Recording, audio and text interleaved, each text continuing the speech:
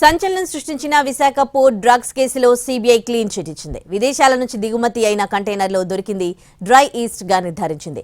నిషేధిత ఉత్ప్రేరకాలకు సంబంధించిన ఆధారాలు లేవని కోర్టులో క్లోజర్ రిపోర్టును దాఖలు చేసింది. దీంతో దాదాపు 10 నెలలుగా కస్టమ్స్ ఆధీనంలో ఉన్న కంటైనర్ విడుదల చేస్తూ ఉత్తర్వులు వెలువడ్డాయి. దేశవ్యాప్తంగా సంచలనానికి ఏపీ రాజకీయాలను కుదిపేయడానికి కారణమైన విశాఖ డ్రగ్స్ కేసు విచారణ దాదాపు ముగిసింది.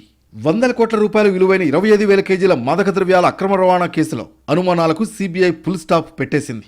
మార్చి 19, 2024 సార్వత్రిక ఎన్నికలకు సరిగ్గా 45 రోజుల ముందు ఏపీ పరిణామాలని దేశమంతా ఉత్కంఠతో చూస్తున్న వేళ సీబీఐ బాంబు పేల్చింది.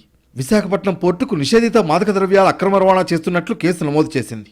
ఇంటర్పోల్ సమాచారం ఆధారంగా కంటైనర్ టెర్మినల్ వీసీటీపీఎల్లో తనిఖీలు చేసి 25,000 కేజీల డ్రై ఈస్ట్ ను స్వాధీనం చేసుకుంది. ఆక్వా ఫీడ్ తయారీలో వాడే ఈస్ట్ కంటైనర్ ద్వారా మాదక ద్రవ్యాల అక్రమ రవాణాపై సమగ్ర దర్యాప్తు చేపట్టింది ప్రత్యేక బృందాలు.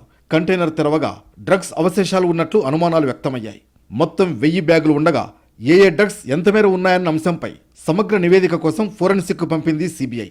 అలాగే కొన్ని ఆధారాలను సేకరించింది. అయితే కేసు విచారణలో పురోగతిపై అనుమానాలు వ్యక్తమవుతున్న వేళ మరో మలుపు తిరిగింది.